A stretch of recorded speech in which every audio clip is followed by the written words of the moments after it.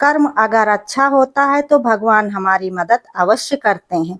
पुराने समय की बात है, किसी गांव में एक गरीब ब्राह्मण रहता था। उसका नाम गंगाधर था और वह शिव जी का बहुत बड़ा भक्त था।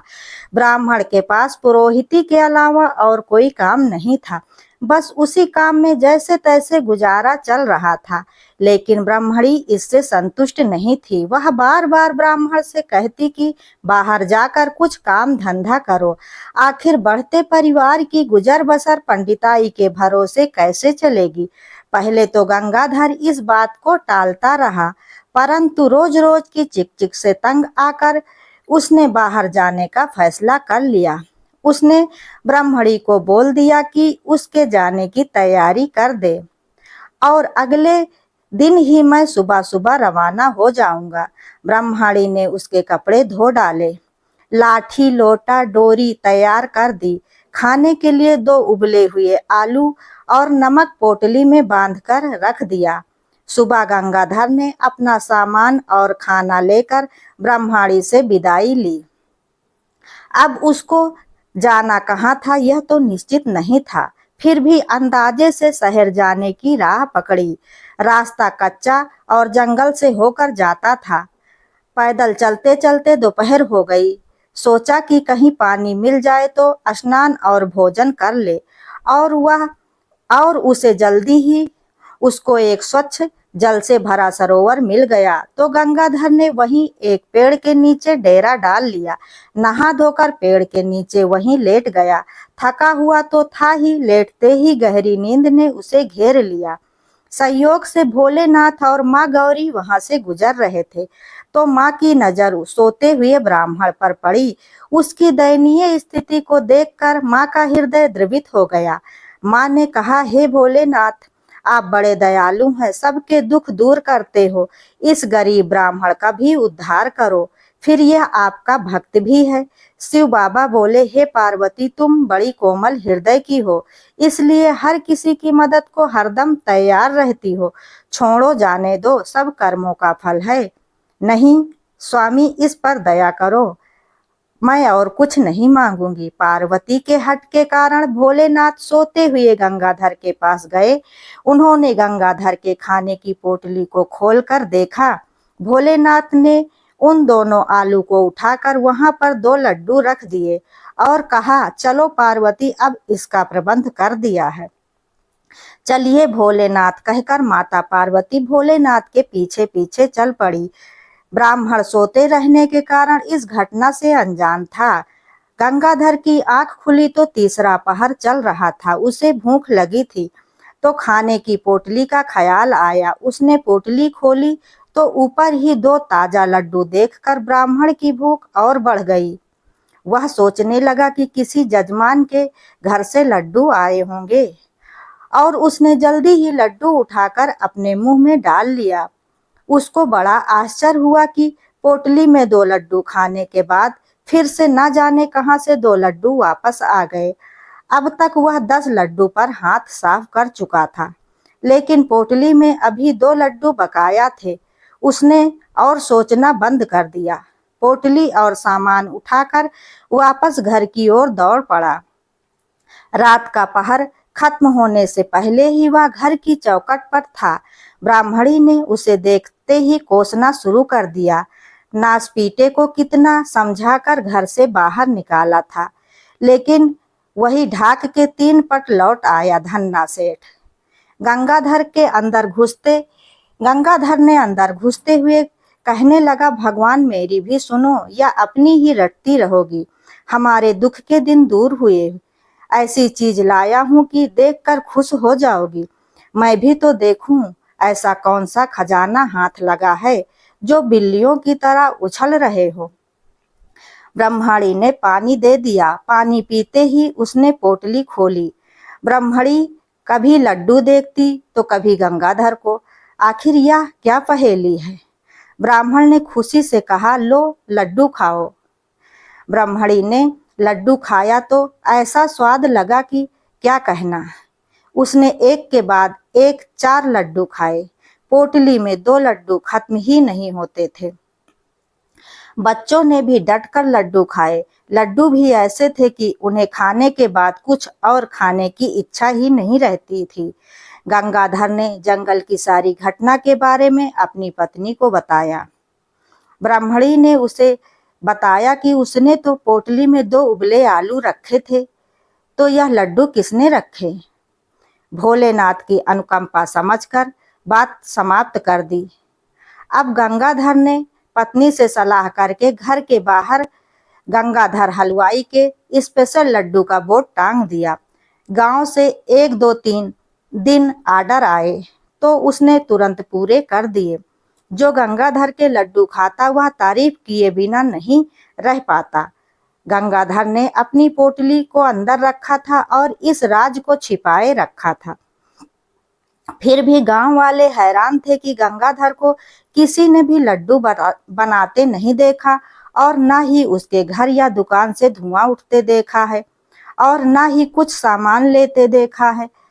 अब उसकी आर्थिक स्थिति अच्छी हो गई थी। उसने अच्छा मकान भी बनवा लिया, कहीं आने जाने के लिए एक घोड़ी भी रख ली, पत्नी को गहने भी ला दिए। पत्नी की सलाह से उसने राजा के दरबार में भी आना जाना शुरू कर दिया। वह कहावत है ना, माया तेरे 3 नाम, परसा परसु परशुराम। जब आदमी बड़ा बन जाता है तो उसके दुश्मन भी कई बन जाते हैं। गांव में जो लोग उसकी तरक्की से जलते थे वह लोग राज दरबार में तक उसकी चुगली करने पहुंच गए। किसी दुश्मन ने उसकी पोटली वाले राज को जान लिया था और यह बात राजा के कानों तक पहुंच गई। राजा को बताया गया कि ऐसी अनमोल चीज तो राजा के पास होनी चाहिए। एक तुच्छ ब्राह्मण को इससे क्या काम? राजा ने सोचा, उसका इतना बड़ा महल है, रोज भंडारे चलते हैं, फौज पलटन है, तो यह लड्डू की पोटली तो राजा की रसोई में होनी चाहिए। राजा ने तुरंत अपने सिपाहियों को उपस्थित होने के लिए कहा। गंगाधर को उपस्थित होने के लिए कहा। गंगाधर के सामने पोटली की मांग रख दी। पहले तो गंगाधर नानुकुर किया, लेकिन राजा की आज्ञा का उल्लंघन करना उस असहाय ब्राह्मण के वश में नहीं था। मन को मारकर पोटली को राजा के हवाले कर दिया। उसे पता था अन्यथा राजा बल का प्रयोग करेगा। गंगाधर राज भी जल्दी गंगाधर बन गए थे और कोई काम करने के लायक तो था नहीं। जो थोड़ी बहुत जमा पूंजी थी वह भी खर्च हो गई, क्योंकि अब उसकी पत्नी और बच्चों की जीवन शैली भी खर्चीली हो चुकी थी। उसे अपनी पत्नी की सलाह पर राजा से मित्रता करने पर अपनी मूर्खता का बोध हो रहा था। उसकी पत्नी भी गमगीन रहने लगी। उसके विरोधी भी अब चटकारे लेकर उसकी बेइज्जती करने से नहीं चूकते। उसकी पत्नी ने फिर से उसी स्थान पर जाकर भोलेनाथ की कृपा का आशीर्वाद लेने को उत्साहित किया। ब्राह्मणी ने यथापूर्व की तैयारी कर दी। गंगाधर ब्राह्मण प्रातःकाल अपनी यात्रा पर निकल पड़ा और दोपहर होते होते इस सरोवर के किनारे पहुंच गया, जहां 2 वर्ष पहले उसे भोलेनाथ का वरदान मिला था।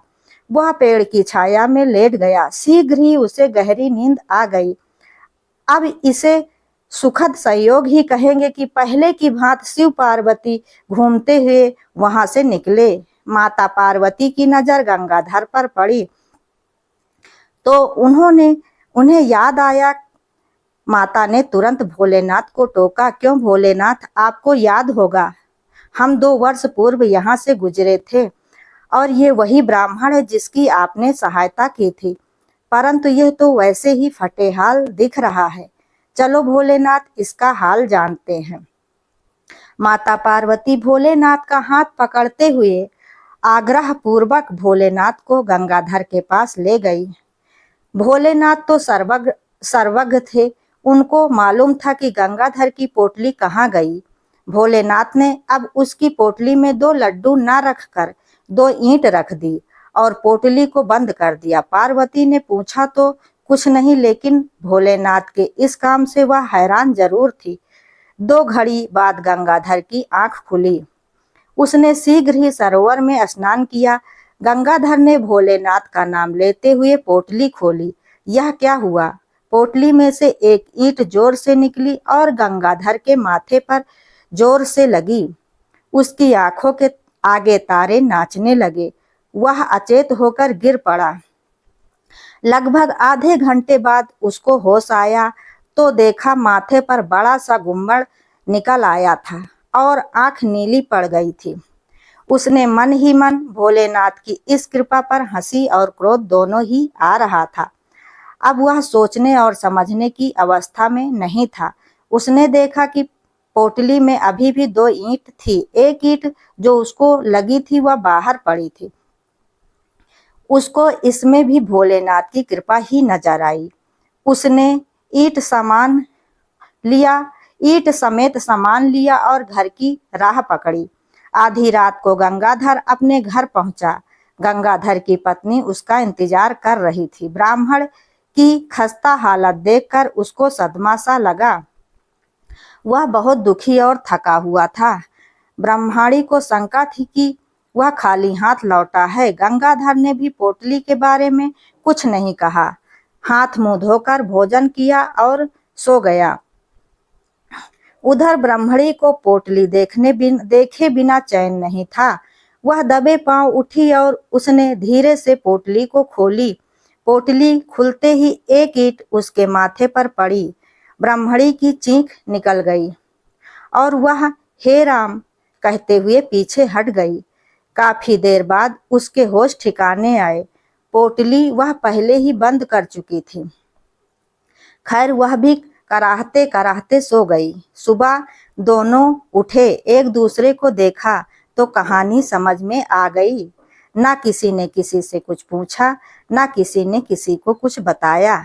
अब दिन में कुछ स्वस्थ होने पर गंगाधर ने अपने दिमाग के घोड़े दौड़ाए कि भोलेनाथ की इस कृपा का क्या उद्देश्य है। वह सोचने लगा कि भोलेनाथ ने 2 लड्डू ना देकर 2 ईंटें क्यों दी। वह पोटली को गांव से बाहर सुनसान जगह पर पहले ले गया। उसने भोलेनाथ का नाम लेकर पोटली का मुंह अपने से दूसरी ओर खोल दिया। यह आश्चर्यचकित था कि इस समय पोटली में से लगातार ईंटें तेजी से उल्टी दिशा में निकल रही थी। उसने धीरे से पोटली का मुंह बंद कर दिया। पोटली में अभी भी 2 ईंट थी। अब उसे भोलेनाथ की कृपा का एहसास हो गया और इस लीला का उद्देश्य भी समझ में आ गया था, जो था युद्ध। हाँ, राजा से युद्ध करके अपनी पोटली वापस लेना। गंगाधर जी चुपके से पोटली लेकर वापस घर पर आ गए। उसने राजा के पास एक संदेशा भिजवाया कि राजा लड्डू वाली पोटली उसे वापस लौटाए और उसे आधा राज्य भी दे, अन्यथा उससे युद्ध करे। राजा को उसका यह संदेशा बड़ा ही अटपटा और बकवास लगा। उसने 10 सिपाहियों को उसे पकड़ कर लाने को कहा। सिपाही बड़े जोश के साथ उसके घर पर आए और गंगाधर को बाहर निकलने के लिए ललकारा। गंगाधर तो पहले से ही तैयार बैठा था। उसने पोटली को घर के ऊपर सेट कर रखा था। उसने पहले 2 सिपाहियों को वापस लौटने की सलाह दी। फिर जब सब नहीं माने और अपनी फौजदारी पर आ गए तो गंगाधर ने पोटली का मुंह उनकी ओर खोल दिया। अब क्या था, लगी ईंटें बरसनी। सिपाही लहूलुहान हो गए और दुम दबाकर पीछे भागे। लगभग 200 मीटर तक ईंटें उन पर बरसती रही। वह भागकर राजा के पास पहुंचे और सारी राम कहानी सुनाई। ऐसी एक तरफा लड़ाई ना कभी किसी ने देखी, ना कभी सुनी थी। राजा ने अपनी पूरी सेना अपने सेनापति की अगुवाई में भेज दिया। सैनिक गंगाधर को पकड़ने के लिए गांव की ओर चले। गंगाधर ने गांव से बाहर अपना मोर्चा तैयार कर रखा था। एक ऊंचे टीले पर जो गांव के बाहर था, उसने अपनी मचान बनाई हुई थी। वह मचान पर पोटली लेकर चढ़ गया। जैसे ही सैनिक उसकी जगह पर आए, उसने पोटली का मुंह उनकी ओर खोल दिया। अब सैनिकों के पास इस तरह के अस्त्र से लड़ने का कोई हथियार नहीं था। ईंटों की लगातार बरसात हो रही थी। तीर और भाले उसके सामने सब फेल हो गए थे। भयंकर चीख पुकार मची थी। सैनिक त्राहिमाम करते हुए पीछे हट गए। अब राजा के पास खबर पहुंची। राजा ने तुरंत मंडली की बैठक बुलाई और इस बला से निपटने की रणनीति पर चर्चा की। उसके कई वरिष्ठ मंत्री ब्राह्मण से संधि करने के पक्ष में थे। उनको पता था कि राजा ने पोटली बलपूर्वक ली थी और ब्राह्मण के साथ कोई दैवीय शक्ति है। अतः विवश होकर राजा ने अपना संधि दूत ब्राह्मण के पास भेज दिया। ब्राह्मण ने अपनी दोनों शर्तों को दोहराया कि अगर राजा को मंजूर हो तो वह संधि करने के लिए तैयार है। राजा ने उसको आधा राज्य दे दिया और उसकी पोटली सम्मान सहित उसको वापस दे दिया। गंगाधर ब्राह्मण अब महाराजा बन चुके थे, सब भोलेनाथ की कृपा से। उसने सदैव जनता हित में कार्य किया और सुख शांति से 20 वर्ष राज किया। दोस्तों, मेरे द्वारा सुनाई गई यह धार्मिक कहानी और अगर आप लोगों को पसंद आई हो तो वीडियो को लाइक, शेयर, कमेंट जरूर करें। ऐसी ही ज्ञानवर्धक और धार्मिक जानकारियों के लिए चैनल को सब्सक्राइब करें। वीडियो